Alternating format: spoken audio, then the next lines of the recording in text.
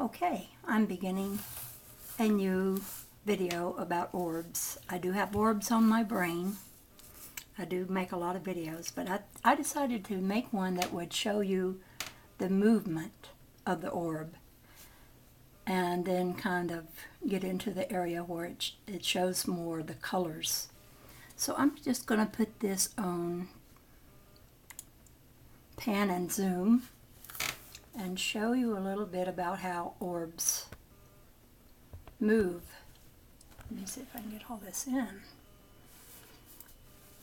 You see, when they move, they make tubes and they go into another complete orb, and maybe the part of it that moved into that disappears or it's gone because it reappears in the new one that it makes. And this is all determined by the viewer, the person who is viewing the orb. Because these pictures, I could take them back and forth sometimes when I was seeing the movement. I could make it repeat that movement over and over again as I moved the camera around. Now, some of these orbs have things in them, but some of them don't have quite as much like these that are going by right now. They're the simpler pictures of them that I wanted to show you now, of how they move and how they get things in them as they move. Uh-oh. Let me get this going again.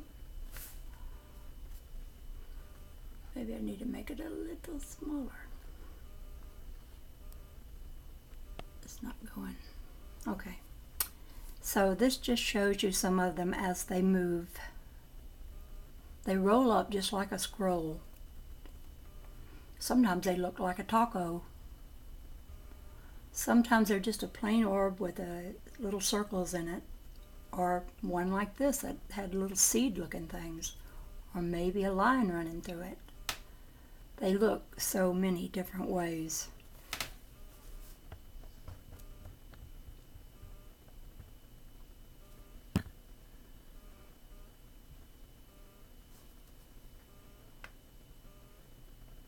Sometimes I show a lot of orbs that are what I think they're bombarding one another and they're entangling themselves with one another. But these are some of the simpler ones where they're not in such entanglement, but they are traveling. Because when I get the ones that are all entangled, it begins to not look like an orb at all anymore. They're so entangled you hardly see the little outer edge around like these have. The little telltale lines of that it's an orb. To me, that's what it means, because all orb pictures, whether they're some other people take or not, they mostly always are round with that little circle, several little concentric lines on the outer edges. Also, a lot of lines on the inside of them too. And they move in fascinating ways. They move in such a way that they look like a tube sometime. On their side, they look kind of like a coin. They get bigger as they move. And I don't know how to account for all the colors that show up in them, except that I know color is in light. And so when I'm having a little shiny part of a piece of glass that I'm focused my camera on, when I'm doing that, filming from that, I sometimes think that maybe it could be picking up some colors in the room. And possibly it could. But these colors are put in such different patterns, and you'll see that later in some of these pictures, that even if it was picking up the colors off of the walls and objects in my room, it's really taking them and doing some fancy work with them, which I think it is the light more so than the colors that my wall are, or the objects in my room are. See, now this is the source light. See how it breaks into all those little red dots? And the orbs come out directly from that light, sometimes already with color in them. And they look like waterfalls sometimes, the way they just spill out into another kind of looking orb. And very often, depending on how many little shiny spots I'm viewing with my camera, there are many orbs.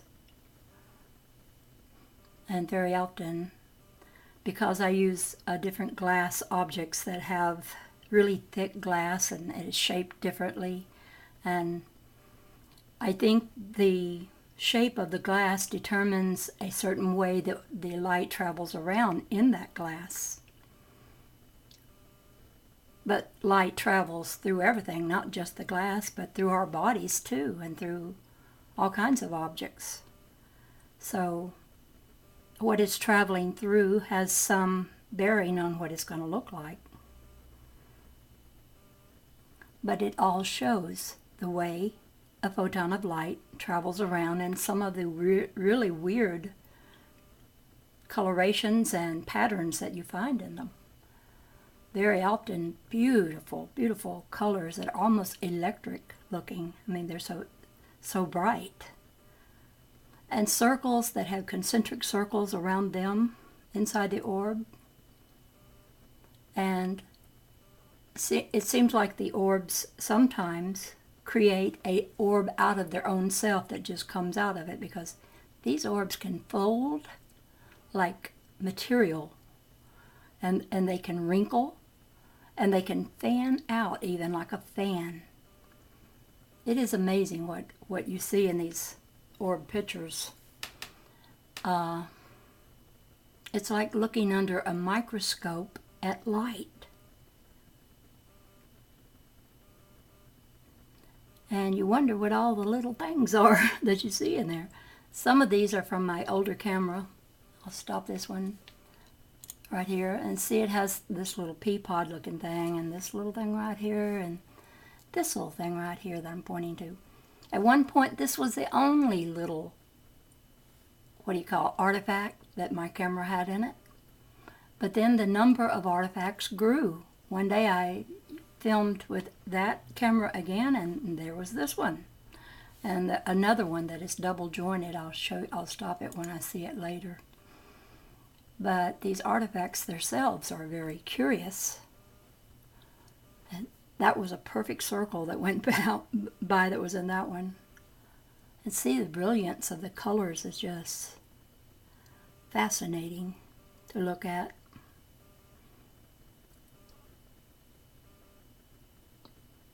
When I'm looking at these with my camera, and I have it on video, and I'm seeing the movement of it, often the little circles that you see will disappear and come back up. They're like little breathing tubes, like there was liquid to this. Oh, that must have been part of a video, because something went wrong and it stopped. Well, let me get out of this and go back to the library and start again. I'll start right about here. This is the one that looks sort of like bones are in it. You can make out things that look like faces and everything in this. Okay, gotta think.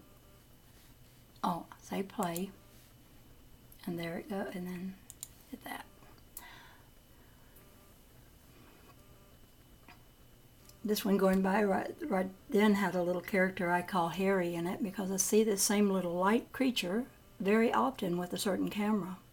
So much so that I've come to call him a name, because he just pops up in some of the orbs very often. And I take his picture very often. And sometimes a swatch of darkness comes over a very colorful orb, but it seems to be incorporated into the orb somehow. The dark exists with the light in these. As a matter of fact, when I develop my pictures on the computer, I have to take out some of the light, because too much light and you don't get the color. And you have to add darkness and take away some light to get clarity. And then you see the most beautiful colors emerge.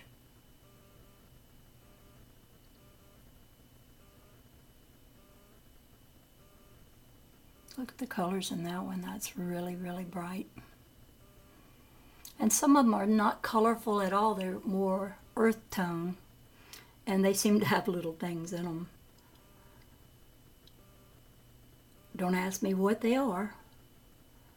But they don't look like anything that we could describe. Not even do some of the things that I look at look like microscopic things that you see, like you're looking at amoeba or something that a little pond water will show you is in the water that moves around and eats everything, you know. These don't look like that. And the things in them don't look like that. They don't look like they're feeding off of one another or even interfering with one another. It's like they share their light. They just drop their light out in a nanosecond and into often another orb. But they're changing just constantly. They're always morphing. They're always moving.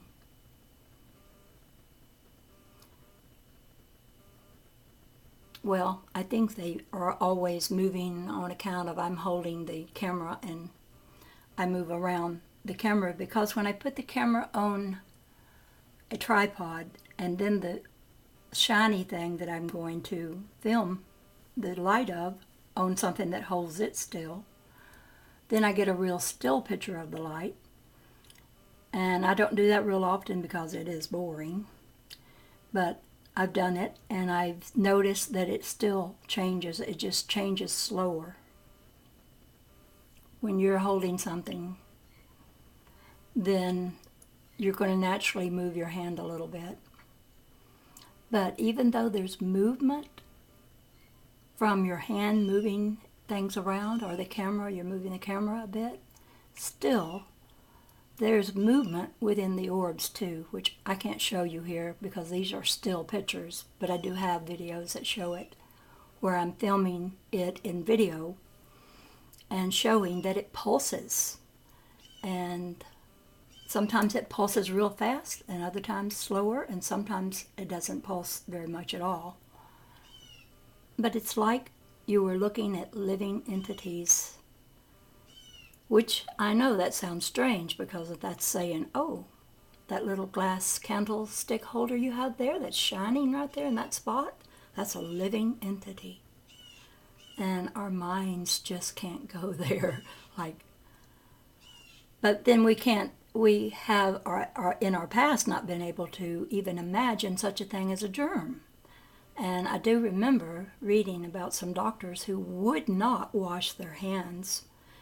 And they would go from one patient to another, and some of their patients died because they introduced germs through their hands that were unwashed, because they refused to believe that there was something invisible that they could not see called a germ that would cause the next person to be exposed to it and spread the germ. So it's real common that you see people cannot accept that something that sounds so crazy could possibly be true.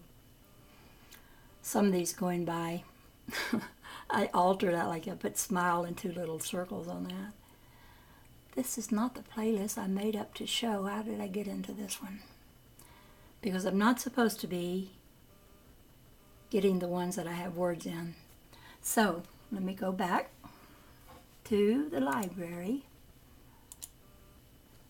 and go to the album I made an album, but I think I messed it up. We'll look at some of these. These are very, very, very colorful. Amazingly so. I think I've shown some of these in another video. They're some of my favorites because the colors are just so fascinating. And these colors are all around us, everywhere we are. If there's something that the sun is shining on, be it even a little drop of water on your body, there's an orb in that. There's lots of orbs in it. And these orbs, I call them orbs, but what they are, they're photons of light.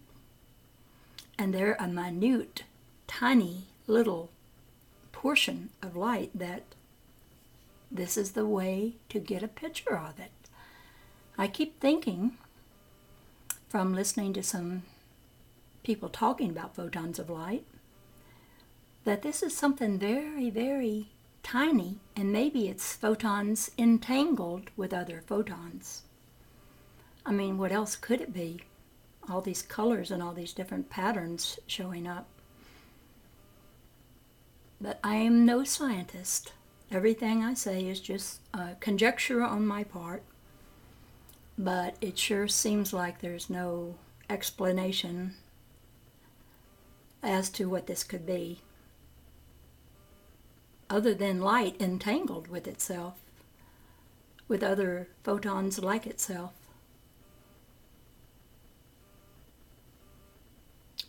I often get comments from people who see some of my videos, and some of them will say, well, it's just light. Well, yeah, that's true, it's just light. But just light, that's a vast subject. Light is something we don't know a whole lot about. And if we'll be honest, we will admit that. Because according to metaphysics, everything is made of light. Even our quantum physicists are coming to that understanding. They're telling us everything is light. And some of them are even beginning to tell us we are all one. But if they would go on and listen to or read some of the books about light, like Walter Russell's book, for instance. I read his book on my channel called The Secret of Light. And the things he says about light are amazing. And he says that light is the only substance there is, but there's a lot of modifications to light that make it different. It'll look like it's many substances, but it's really all light. And then he says light is ideal. So everything in our world is illusion because it's ideal. And when you think about it, in the Bible it says we are made in God's image. And I think that means in God's, our creators, our consciousness. I don't hold to all that the Bible says, but when we're made in an image, that means we're made in thought. We're made in a being's imagination. And we have all the senses in it. All 5 senses are working fine in this illusion that we call our world and our universe.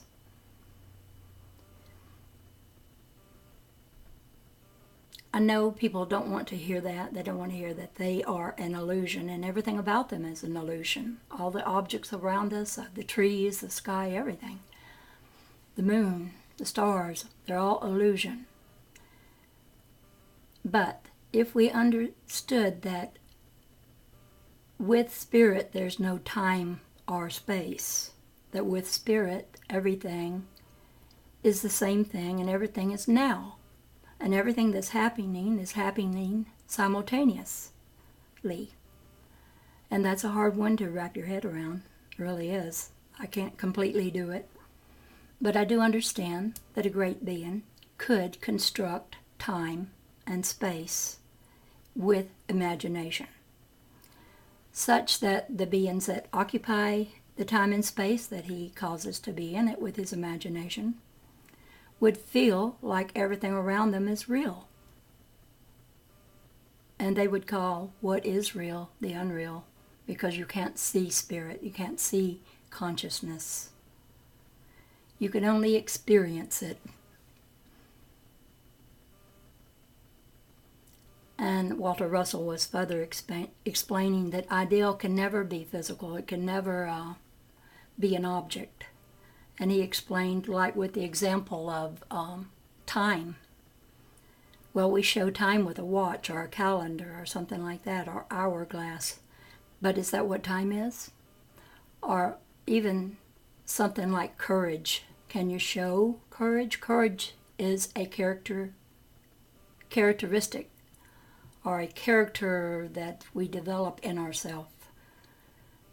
But you can't show it, but you can show instances of physical beings showing that character of courage, but you can't show courage because it's ideal.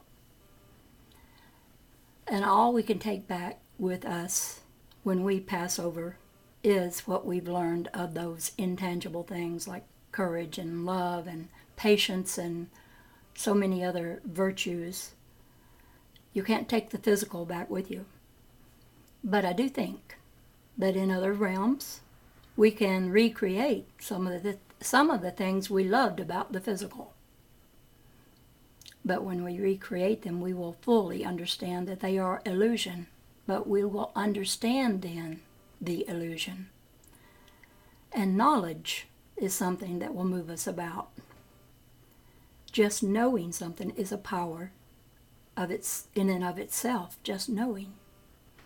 Just knowing has healed people of many diseases. But it's hard for us to just know when we're always looking at the illusion and worrying about all the problems that are presented to us in the illusion. When we let go of worrying and we don't worry so much about how we're going to make ends meet or relationships or things like that, and we just trust that force that is the spirit in us, and we just are thankful for everything and grateful, then the illusion gets better. Because it's difficult to teach us to learn to trust. But when we learn to trust, the difficulty goes away and life gets sweeter.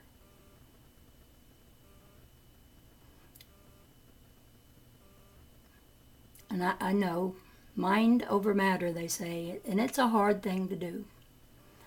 But just this morning when I woke up, I had kind of an achy body, and I didn't feel like I could wake up real easily. And I was thinking, oh, another morning where I don't feel like I can wake up today, and where my joints hurt. And I was thinking, well, I'm analyzing my body and programming it for the entire day. And I'm doing it with my thoughts right now as I lay in bed. So I changed them. I said, oh, I feel good. I'm going to get up. I'm going to do everything I want to do. I'm going to feel good doing it. And lo and behold, this is just a few hours later, and I've been feeling pretty much okay today. Not near as wonderful as I know I'm going to feel someday when I get this down, when I get this understanding, and I can more easily use the knowing to bring to me anything I need or any physical healing that I need to have.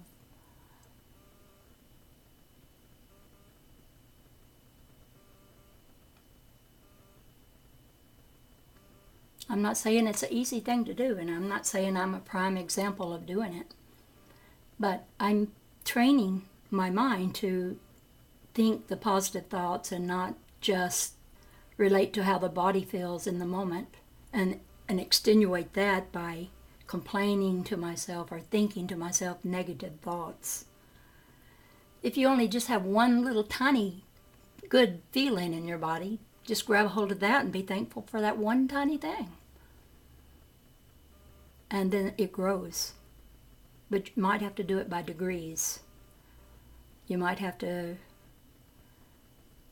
wait until you've been thankful for enough things and you quit saying all the negative things.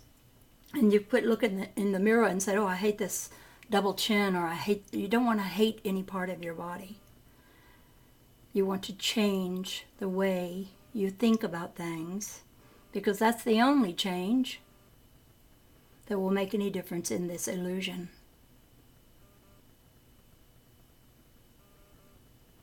I was having a discussion with my daughter, and we disagreed. I told her, I said, if you look at your face and you'll say, I don't like my nose, say, your nose has some kind of consciousness that you don't like it. It feels it. It can know, even though it's just molecules and atoms, they are intelligent. And there is no way to explain how it could talk to you and tell you that, but yet, when you change your attitude about how you look and you quit looking at yourself and criticizing everything, then you will have changes happen. I do believe you will. Positive people usually are pretty nice looking as well, because their positive attitude shows in their face, in their personality, and in the happenings that happen to them. We just can't dwell on the negative, even though right now in this world, with the political situation, with the pollution, with so many things, I don't want to even name them all. I don't have to. Everybody knows exactly what I'm talking about. There's troubles on every hand, but we cannot dwell on them to worry about them, which is not to say don't do anything that we could possibly do to help remedy it. I'm not saying that. But I am saying use your imagination to call what is not as though it were. Because that is, according to the Bible, that is how God called everything into being. He called what is not as though it were. But we always take that apple, that temptation to know good and evil, and we say, this is good, this is bad, this is really ugly. And what we don't know is by our own calling of something, we are defining it and giving its characteristics. I mean, enough of us said, if it tastes real good, it's either fattening, illegal, or what's the other word? Well, we've made sure that we can't enjoy the things that we really enjoy the most because we connect some kind of guilt to it. And so it is that the calories pack on us because we believe they are. We have made that belief.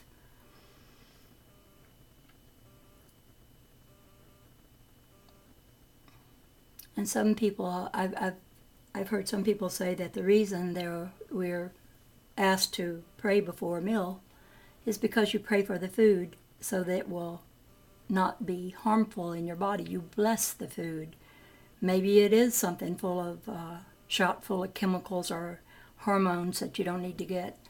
But if you bless it before you eat it, you take away some of that.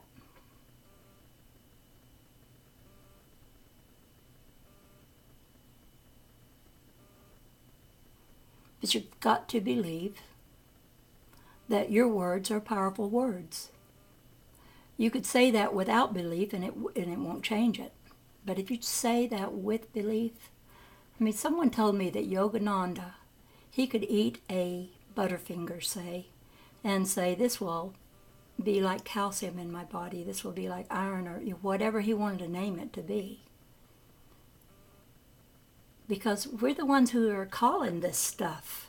We've called it and called it and called it for years until a lot of fixed things are out there operating in a way that we don't really like.